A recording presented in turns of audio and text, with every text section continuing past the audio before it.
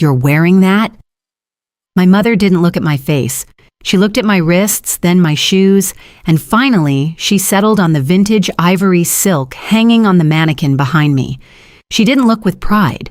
She looked with a cold, calculated kind of pity. The kind of pity that feels like a slow-acting poison. "It's beautiful, Mom," I said, my voice barely a whisper. I had spent 6 months saving for this dress. I had worked double shifts at the library and skipped meals just to afford the lace trim. "It's exactly what I wanted," she laughed. It wasn't a loud laugh. It was a sharp, dry sound like dead leaves skittering across a sidewalk. She walked over to the dress, her expensive rings glinting under the bridal shop lights, and ran a manicured nail down the delicate sleeve. "It's a costume, Claire," she sighed. "You're trying to play a part that doesn't fit you. You've always been mediocre. This dress is for a woman who commands a room. You're the girl who hides in the corners.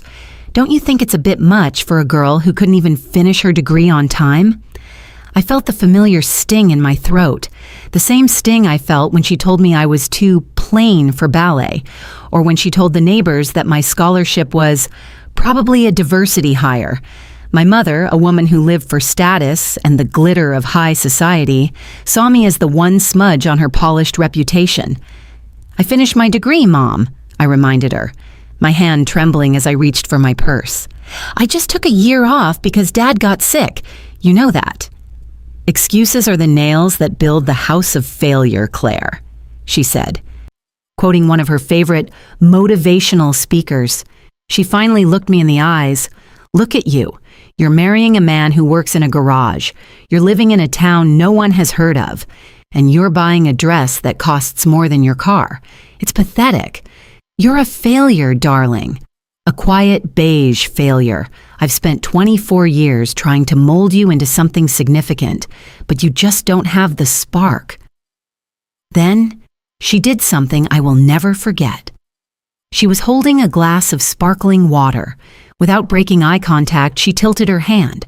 The water poured out in a slow, clear stream, soaking the delicate silk of my wedding gown. The ivory fabric turned a dull, heavy gray. "There," she whispered. "Now it matches your future.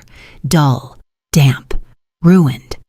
She turned on her heel and walked out of the boutique, the bell above the door chiming with a cheerful sound that felt like a mockery.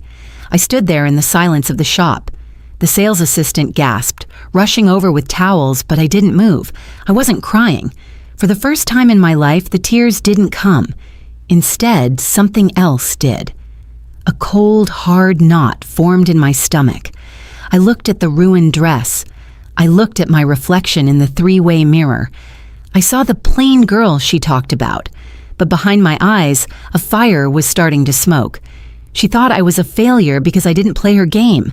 She thought I was weak because I chose kindness over her brand of cruelty. She had no idea that for the last 2 years I had been keeping a secret that would make her polished world crumble. I reached into my bag and pulled out my phone. I didn't call my fiancé. I didn't call a friend. I called a number that wasn't in my contacts, a number I had memorized months ago. "It's time," I said, when the man on the other end answered. "The acquisition. Proceed with the hostile takeover of the Sterling Group and tell the legal team I want the forensic audit on my mother's personal accounts started by Monday." I hung up. I looked at the dress one last time. It was ruined, but I didn't need it anymore. I was going to build something much, much bigger than a wedding. Have you ever been told you'd never amount to anything by the person who was supposed to love you most? Where are you watching from tonight? Drop your city or country in the comments. And if you've ever had a revenge moment, or if you're waiting for yours, hit that like button and subscribe. It helps me tell more stories like this one. The silence in that bridal shop was the loudest thing I'd ever heard. As the sales clerk scurried around me, dabbing at the soaked silk with a frantic energy, I felt a strange sense of weightlessness. It was the feeling of a bird realizing the cage door hadn't just been left ajar. It had been ripped off the hinges. My mother thought I was living in a cramped apartment above a garage with my fiancé. She thought my simple life was a result of my inability to climb the social ladder she worshipped. What she didn't know was that while she was busy attending galas and spending my late father's dwindling inheritance on designer scarves, I was building a digital empire from a laptop she'd once called a toy for the unimaginative. 2 years ago, I had developed a proprietary algorithm for logistics tracking. It started as a hobby, a way to occupy my mind while I sat by my father's hospital bed during his final months. He was the only one who ever believed in me. Before he passed, he squeezed my hand and whispered, "Don't let her dim your light, Claire. You're the smartest person in any room you walk into. Just let them think otherwise until you're ready." I took that advice to heart. I didn't launch the company under my own name. I used a shell corporation and hired a seasoned executive to be the face of the brand. To the world, the CEO was a silver-haired man with an Ivy League pedigree. To the board of directors, I was simply the founder, an anonymous entity who communicated through encrypted emails and held the majority of the voting shares. By the time my mother poured that water on my dress, my company, Apex Logics, was valued at $300 million, and I had just spent the last 6 months quietly buying up the debt of my mother's family business, the legacy company my grandfather built, which she had been running into the ground with her lavish lifestyle and poor investments. I walked out of the bridal shop and climbed into my beat-up 10-year-old sedan. It was a prop. Everything in my life was a prop. My fiancé, David, knew everything. He wasn't just a guy who worked in a garage. He was a mechanical engineer who specialized in restoring classic cars for high-end collectors. We lived simply because we liked the peace of it. We liked knowing that our love wasn't built on the shifting sands of status. When I got home, David was in the driveway, his hands covered in grease. He saw my face and immediately dropped his wrench. "Claire, what happened? Did the fitting go okay?" I looked at him, and for the first time, I let the anger show. Not the hot, screaming kind of anger, but the cold, crystalline kind. "She ruined the dress, David. She poured water on it and called me a failure, in front of everyone." David's jaw tightened. He knew how much I had tried to give her chances. He knew I had invited her to the wedding against my better judgment, hoping that maybe, just maybe, the milestone would make her act like a mother. "What do you want to do?" he asked quietly. "I'm done being the beige failure," I said, leaning against the car. "I called the firm. We're moving up the timeline. I want the Sterling Group under my control by the end of the month. I want her to find out who I am in the most public way possible." But there was a complication. A secret I hadn't even told David yet.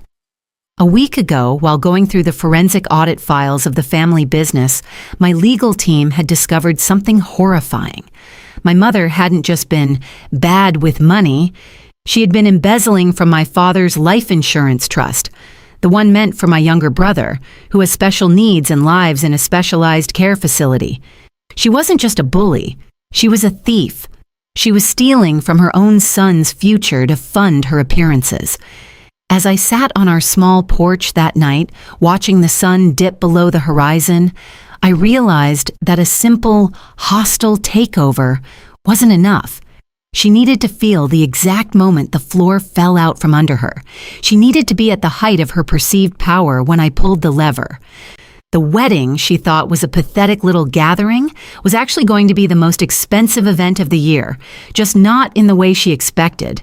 I picked up my phone and saw a text from her. "I've decided to forgive your outburst today. I'll allow you to take me to lunch tomorrow at the club. Wear something that doesn't make you look like a librarian. We need to discuss the guest list. I won't have your garage friends embarrassing me." I smiled. It was a small, sharp smile. "I'll be there, Mom," I typed back. "I have a surprise for you." The surprise wasn't just the takeover. It was the fact that the garage friends she despised were actually the most powerful investors in the city. People who worked with David on his restorations. People who already knew who I was. The trap was set. But as I went to bed that night, I realized I had missed one detail. My mother had a partner in crime, someone I hadn't accounted for, a man she was planning to marry, a man who had his own designs on my family's remaining wealth, and he was a man I knew all too well. The country club was exactly as I remembered it, manicured, exclusive, and suffocating. My mother sat at her usual corner table draped in emerald silk, looking like a queen holding court. Beside her sat a man I hadn't seen in 3 years, Richard. Richard wasn't just my mother's fiancé, he was my former college professor, the man who had mentored me, encouraged my algorithm research, and then, a week before I was set to graduate, tried to claim my work as his own. When I fought back, he used his influence to stall my graduation. He was the reason my mother called me a failure. He told her I had cheated. And she believed him because it fit her narrative better than having a brilliant daughter. Seeing them together made the blood in my veins turn to ice. It wasn't just a coincidence. This was a merger of my two greatest enemies. "Claire, you're late," my mother remarked, not looking up from her salad. "And you look tired." Richard was just telling me about his new venture. He's looking for investors for a logistics platform. It sounds much more sophisticated than that little project you were tinkering with in school. Richard offered me a smug, predatory smile. "It's good to see you, Claire. I heard you were getting married. Such a shame you settled so early. You had potential once, before the unpleasantness." I sat down, my movements slow and deliberate. I didn't reach for the menu. "It's a small world, Richard. I didn't realize you and my mother were so close." "Richard has been a godsend," my mother said, reaching over to pat his hand. "He's helping me restructure the Sterling Group.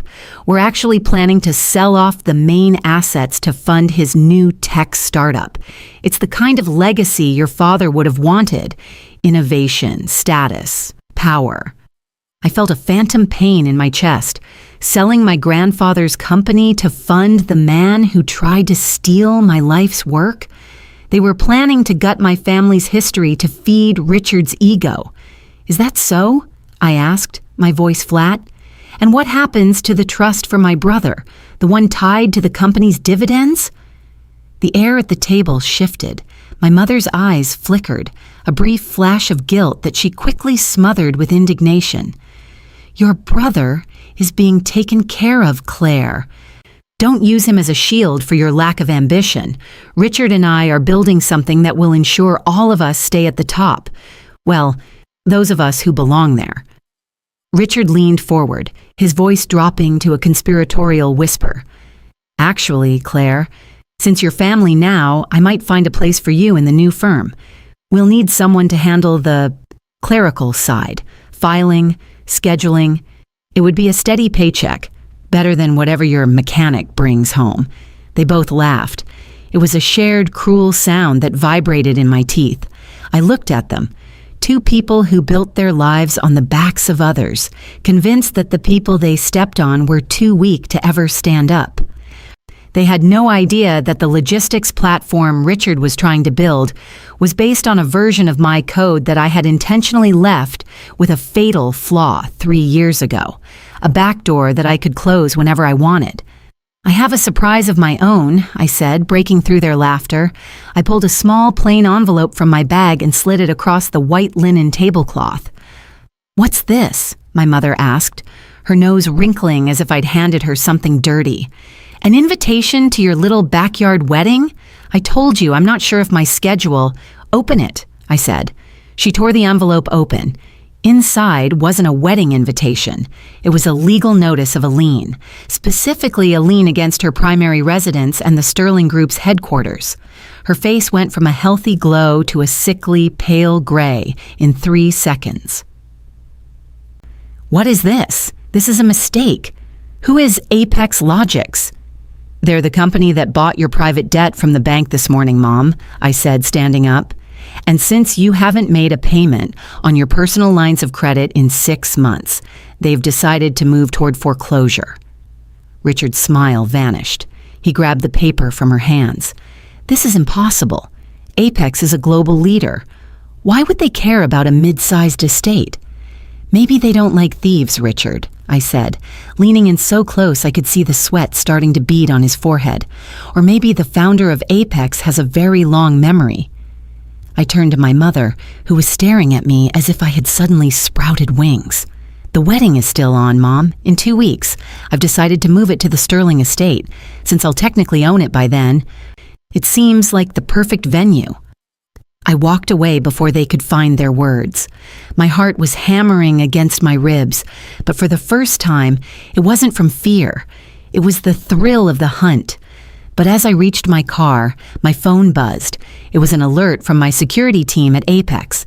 Someone was trying to access the master servers from a localized IP address. Richard wasn't just waiting for the takeover. He was trying to hack the system before the ink was dry. He was more desperate than I thought, and a desperate man is a dangerous one. The drive home was a blur of adrenaline and cold calculation. Richard was moving faster than I anticipated. He wasn't just a parasite, he was a cornered rat, and those are the ones that bite the hardest. When I walked into our small home office, David was already at the monitors. The blue light reflected off his glasses, his expression grimmer than I'd ever seen it. He didn't look like a mechanic right now. He looked like a soldier guarding a digital fortress. "He's knocking on the front door, Claire," David said, gesturing to a scrolling wall of red text. "He's using the old credentials you left in the broken code from years ago. He thinks he found a back door you forgot to close." I sat down next to him, my fingers hovering over the keys.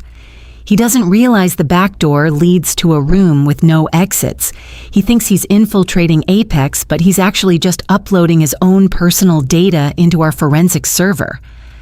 "It's a honeypot," David whispered, a small, proud smile tugging at his lips. "You're letting him think he's winning, so he'll give us everything we need for the police." "Exactly," I said. "He's so arrogant that he's using his own hardware to do it. Every file he tries to steal from me is actually a handshake that's downloading his entire hard drive to our legal team. His offshore accounts, his communications with my mother, the proof that he helped her drain my brother's trust. It's all flowing in right now." We sat in silence for hours, watching the progress bars climb. It was a digital heist, but the roles were reversed. The thief thought he was the mastermind, never realizing he was the mark. By 3 a.m., the transfer was complete. I opened the folder titled R_internal and began to scroll. What I found was worse than I had imagined.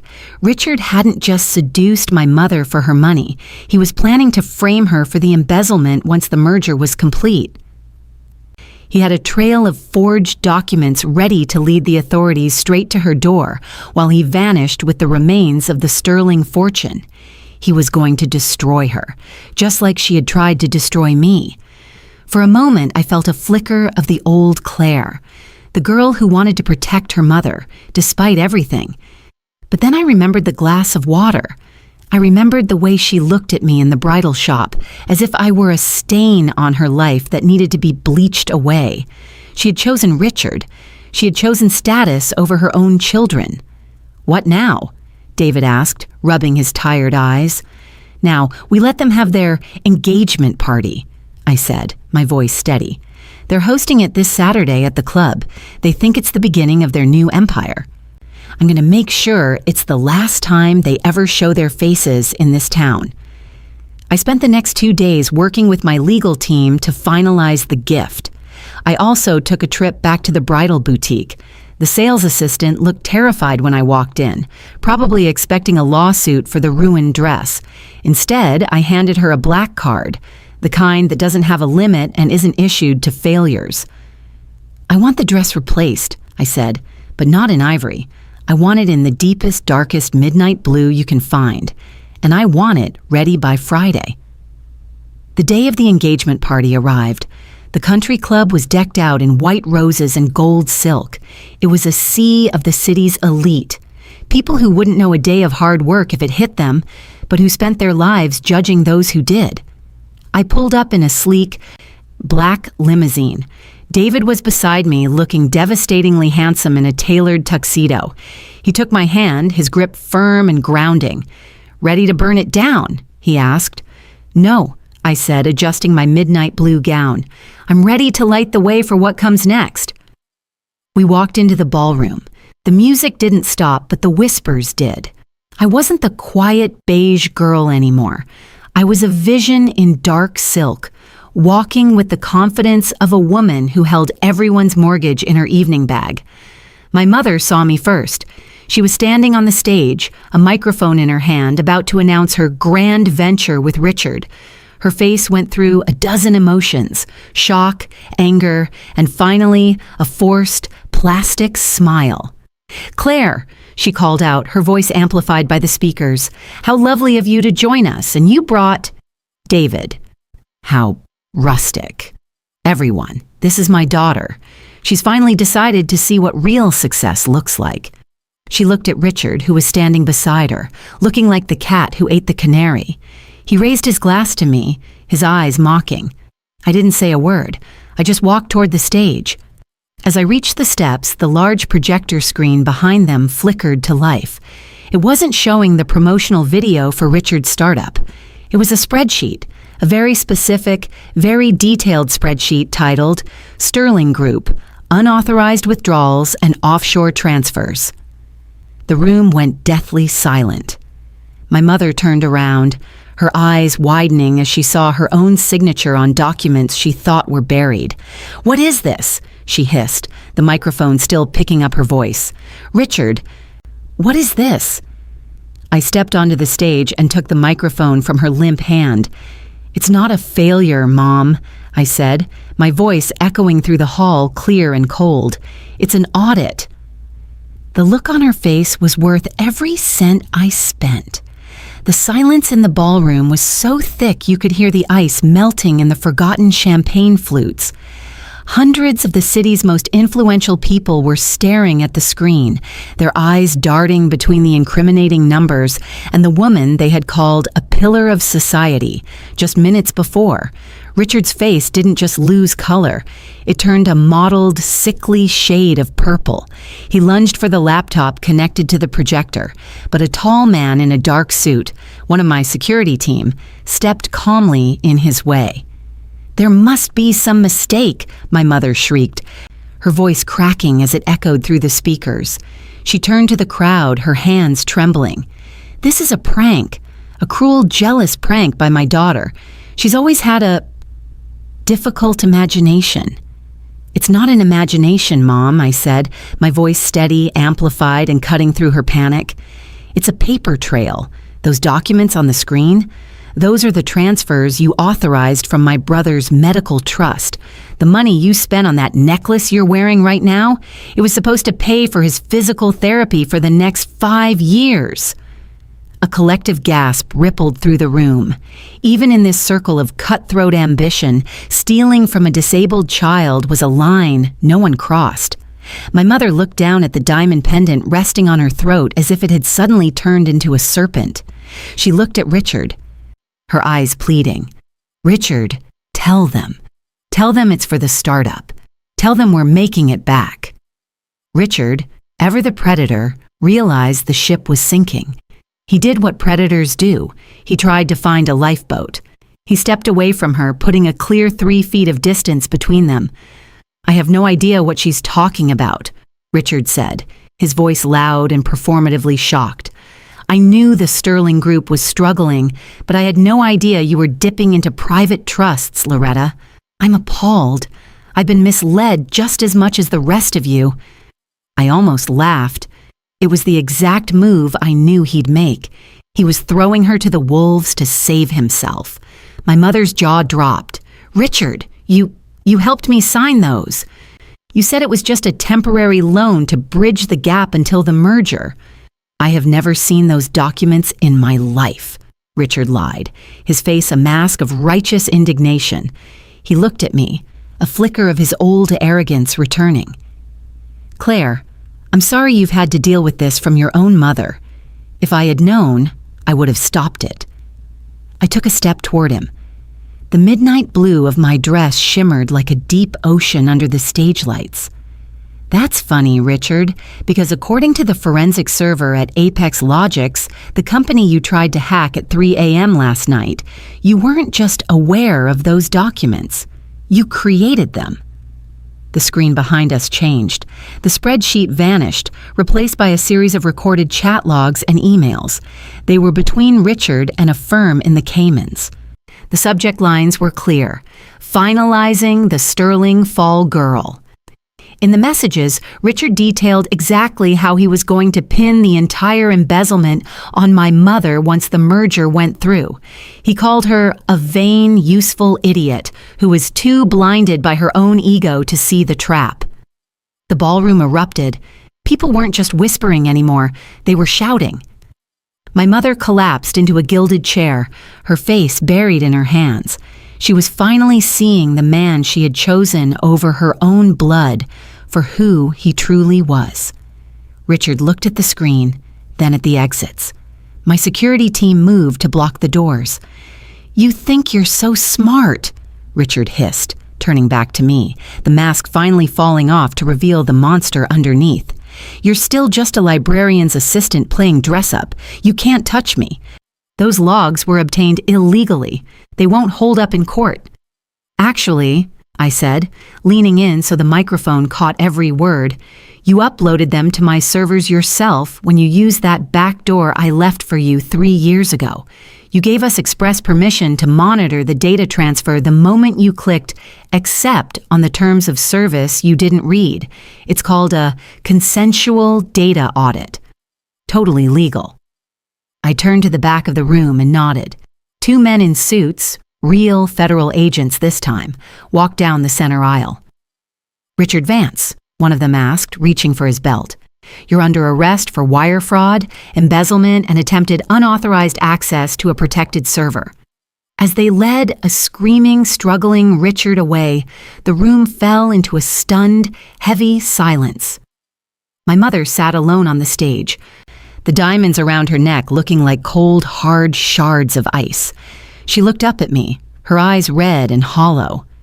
"Claire, I didn't know. I didn't know he was... I thought he loved me." "He loved your money, Mom," I said, looking down at her. I didn't feel the rush of joy I thought I would.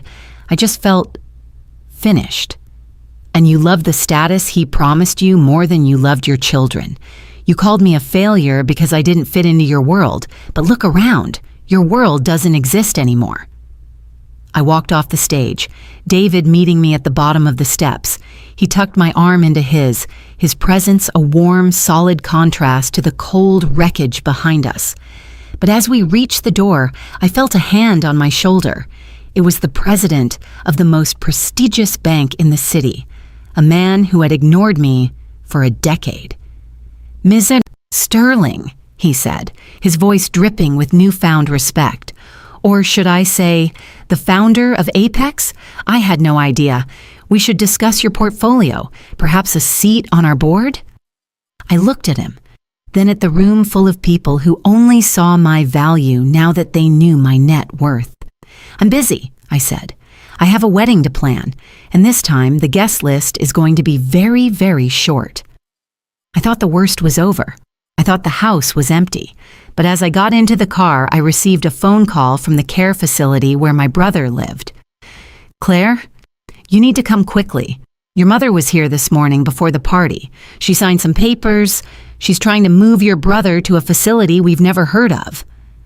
The fire in my stomach, which had begun to cool, roared back to life. She wasn't done, even in her defeat. She was trying to use the only leverage she had left. The drive to my brother's care facility felt like a race against a clock I hadn't known was ticking. David drove with a focused intensity, weaving through the late-night traffic while I sat in the passenger seat, my phone glowing as I tore through every legal document I could pull from the Sterling Group's cloud. How could she?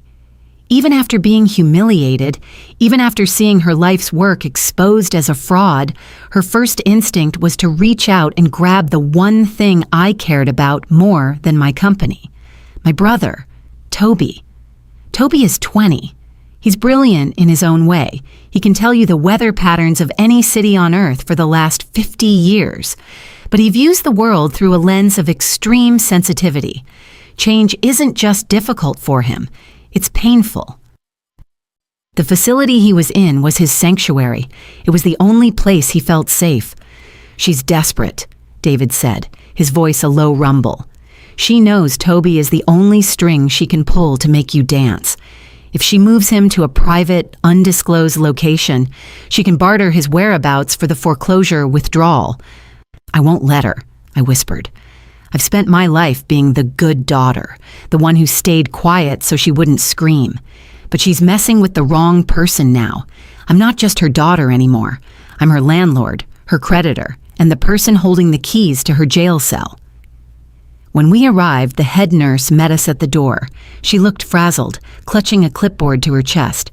"Claire, I'm so sorry," she began, her eyes darting to the black limousine idling in the driveway. "Your mother came in this morning with a set of notarized documents.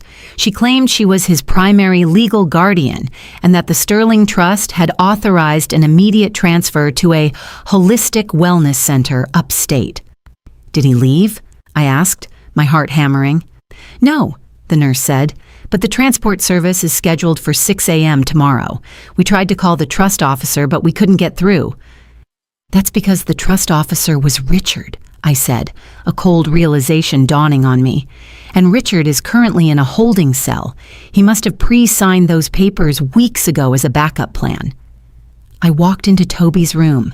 He was sitting by the window, staring at the moon, tapping a rhythmic beat on his knee. He didn't turn around when I entered, but he stopped tapping. "Claire," he said, "the barometer is dropping. A storm is coming." "I know, Toby," I said, kneeling beside his chair, "but I'm here to make sure the windows are locked." "Mom was here," he said, his voice small. "She smelled like expensive perfume and panic. She told me I was going to a place with better views. I told her I liked the view of the oak tree here. She didn't listen. You're not going anywhere, Toby. I promise." I spent the next 4 hours on the phone with my legal team. We had to move fast. Since my mother had technically embezzled the funds that paid for this facility, her guardianship was under a cloud of criminal intent. But under a cloud wasn't enough to stop a notarized transport order in 2 hours. I needed a judge, and I needed one now. Luckily, being the anonymous founder of a multi-million-dollar logistics company means you know people who know people. By 4:30 a.m., I was in a Zoom call with a sleepy but sharp-eyed family court judge. "Miss Sterling," the judge said, rubbing his eyes, "you're alleging that the current guardian is intentionally moving a vulnerable adult to an unverified location to evade a corporate foreclosure." "I'm not just alleging it, Your Honor," I said, uploading the chat logs I'd taken from Richard's server. "I have proof that this holistic center is a shell company owned by Richard Vance's brother. It's not a care facility. It's a warehouse with a fence." The judge's expression went from sleepy to thunderous in seconds. While the legal gears turned, I walked back out to the lobby. The sun was just beginning to bleed over the horizon, casting long orange shadows across the pavement. And then, a familiar white SUV pulled into the parking lot. My mother climbed out. She looked haggard. Her makeup from the night before was smudged, and she was wearing a coat that didn't match her dress. She looked like a woman who had spent the night in a car, or perhaps a dive bar. She saw me and stopped. She tried to summon the old glare, the one that used to make me feel 2 inches tall, but it flickered and died. "Step aside, Claire," she said, her voice raspy. "Toby is coming with me. It's for his own good. This place, it's too expensive now. Since you've decided to ruin our family's finances, I have to make adjustments." "The only adjustment being made today is your living situation, Mom," I said, standing my ground. "You think you've won because you have a fancy company?" she spat, taking a step toward me. "You're still the girl who can't even look me in the eye. You're still the failure I raised. Give me my son."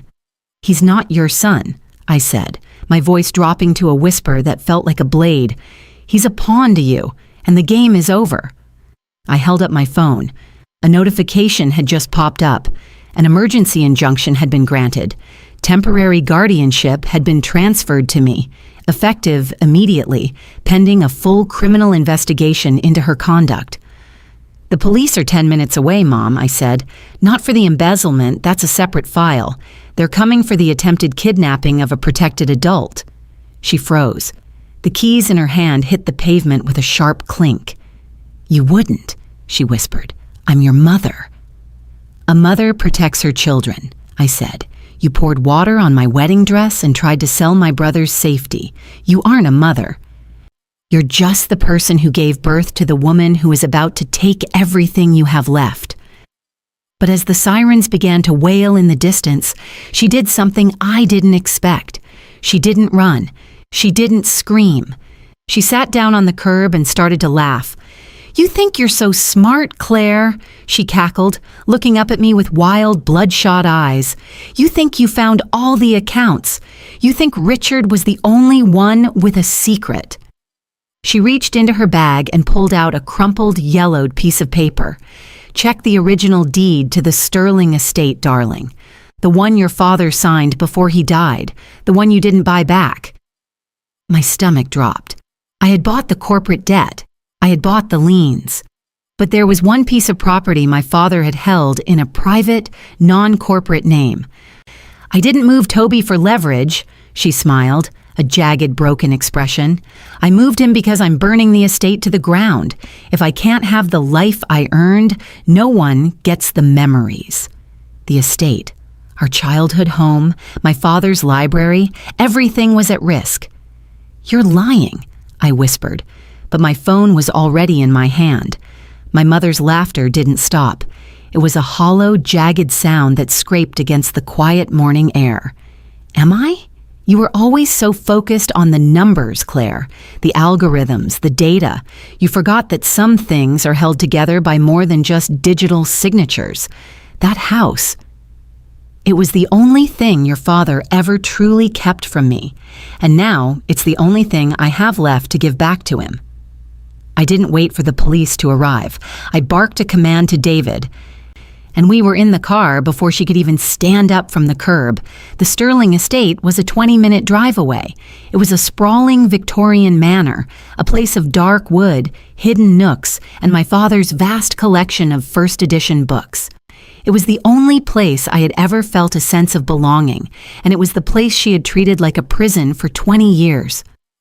As we tore down the winding driveway, the smell hit me first. Not the scent of pine or morning dew, but the thick, acrid stench of accelerant. "There!" David shouted, pointing toward the west wing. A thin ribbon of gray smoke was curling out of the library windows. My heart stopped. The library. It was where my father spent his final days. It held his journals, his research, and the only physical copies of the stories he used to tell me when I was a child, the stories that gave me the strength to build Apex. "Stay back!" David yelled, but I was already out of the car. I ran toward the side entrance, the heat beginning to radiate from the old stone walls. I didn't think about the danger. I didn't think about the shadow CEO or the millions of dollars in my bank account. I was just a daughter trying to save the only piece of her father that hadn't been corrupted. I burst through the heavy oak doors. The hallway was filled with a low, rolling fog of smoke.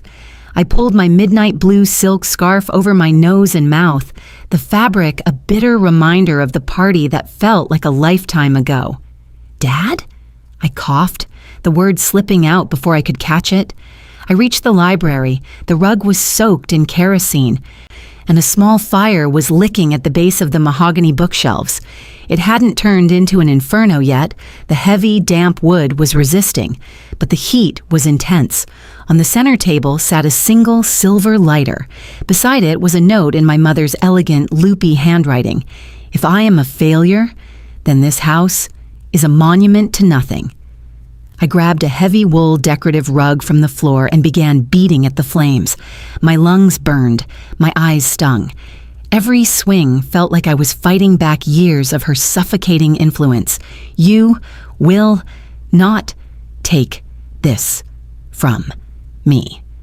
With a final desperate heave, I smothered the last of the orange glow. I collapsed onto the soot-stained floor, gasping for air, the smell of burnt wool and old paper filling my senses. I looked up. The bookshelves were scorched, but the volumes were intact. I reached out and touched the spine of a worn leather book, my father's journal. I opened it to the last page. His handwriting was shaky, dated just days before he passed. To my Claire. They will tell you that you are quiet because you have nothing to say. They will tell you that you are small because you have no power. Let them believe it. The loudest storm starts with a single, silent drop of rain. You are the storm, my darling. Protect Toby. Forgive yourself, and never let her see you bleed. I sat there in the ruins of the library, the smoke clearing, and I finally cried. Not out of sadness, but out of a profound, bone-deep relief. The secret advantage I had wasn't my algorithm. It wasn't my money. It was the fact that I was exactly like him, and she had never even known who he really was. David found me 10 minutes later, followed by the fire department. He pulled me into his arms, checking my face for burns, his hands trembling. "It's okay," I whispered into his chest. "I saved it. I saved all of it." The police arrived shortly after. They didn't just have my mother in the back of the cruiser, they had the evidence of her arson attempt. She hadn't just tried to move Toby, she had tried to destroy a historical landmark to spite her own daughter. As they led her away from the estate, the house she had just lost any legal claim to, she looked at me through the window of the police car. For the first time in my life, she didn't look like a queen. She looked like a ghost, a small, bitter ghost, trapped in a cage of her own making. I turned my back on her. 2 weeks later, the sun was shining on the gardens of the Sterling estate. The smell of smoke was gone. Replaced by the scent of fresh lilies and salt air, I stood in front of the full-length mirror in the master suite. I wasn't wearing ivory. I wasn't wearing the ruined dress from the boutique. I was wearing a gown of pure, shimmering gold. It was my wedding day, but it was also the day the world was finally going to meet the woman who had been pulling the strings from the shadows. The failure was about to walk down the aisle. The gardens of the Sterling estate had never looked so alive. The charred wood of the west wing had been cleared away, replaced by the scent of 1,000 white lilies and the soft, rhythmic hum of a cello. I stood at the top of the stone stairs, looking down at the rows of white chairs.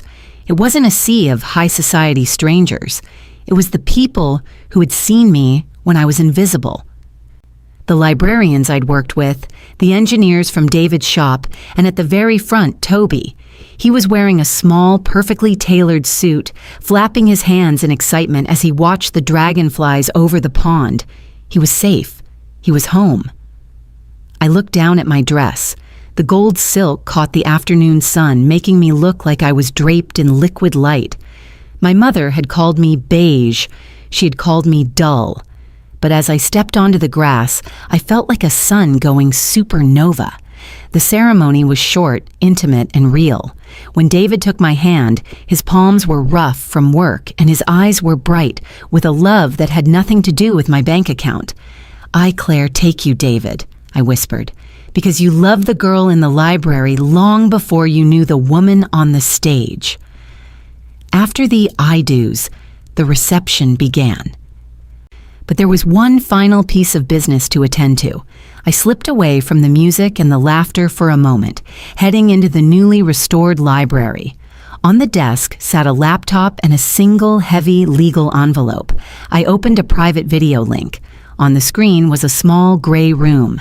My mother sat at a metal table stripped of her emerald silks and her diamond pendants.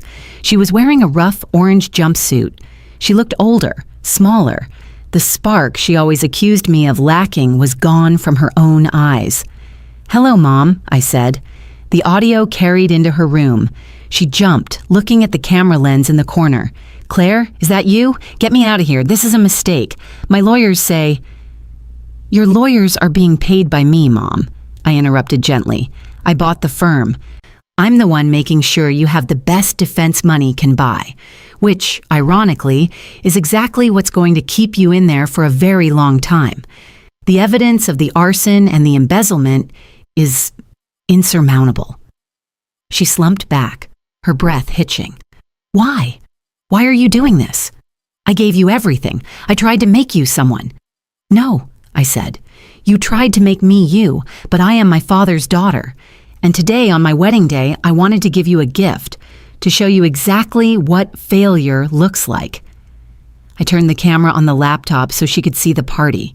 She saw the estate, glowing and beautiful.